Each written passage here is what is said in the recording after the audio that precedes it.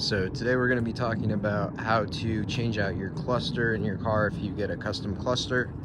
That way you'll know exactly what to do with the process once it comes in.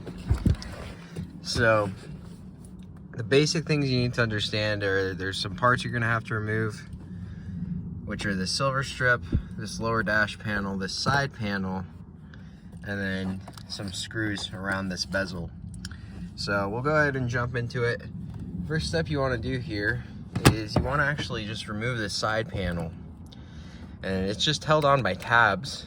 So just grab on it and then gently pry it out, and see these white tabs? That's just what holds them in there. So they're just these little clips and they go into holes.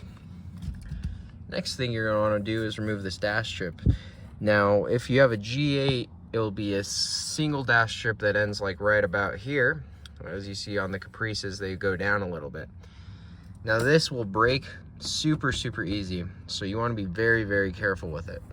So what I usually do is right here, you can fit your fingers right in between this dash crack and then gently just pull. All right, and just start it just a little bit, and there's going to be one tab here, here, and here. So we're going to just work our way across at each tab, and we're going to just lightly pull because we don't want to break any of these mounting points or the dash strip at all.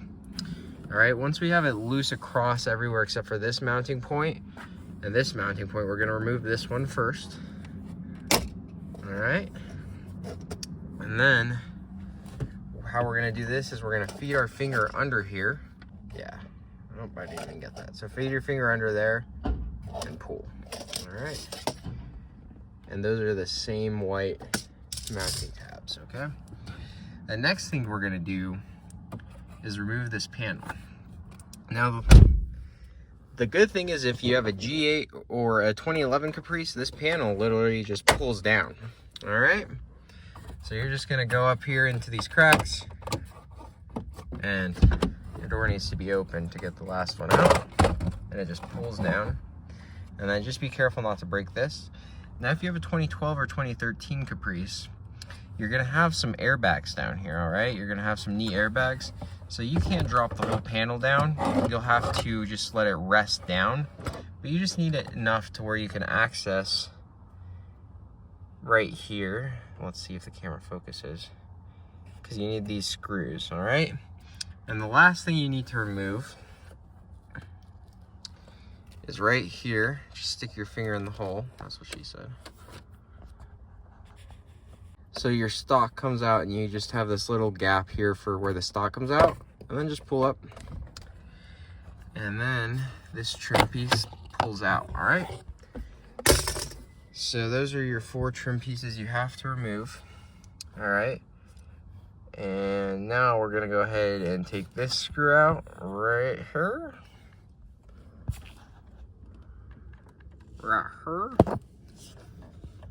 And then these 3 Phillips up here, and I'll get back to you when that is done. So once we remove those 3 screws, you can just put your finger right in this crack. All right, and then pull. All right, and then with those other 2 screws down here, we can pull this out. All right, and just slide it in between the steering wheel, and this will come right on out because we took that one trim piece out right here, revealing the cluster. All right, so now we're going to take out these screws right here, 1, 2, and then 2 up top, 1, 2. And once all those screws are removed, you're going to put your finger right here, tilt forward.